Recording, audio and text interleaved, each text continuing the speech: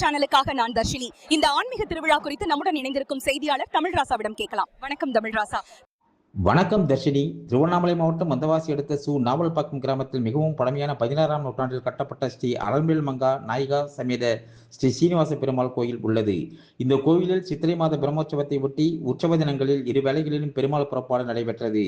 அங்குரார்ப்பணத்தை தொடர்ந்து சிம்ம வாகன பல்லக்கு, அனுமந்த வாகன பல்லக்கு, போச வாகன பல்லக்குகளில் உற்சவர் வலம் வந்தார்.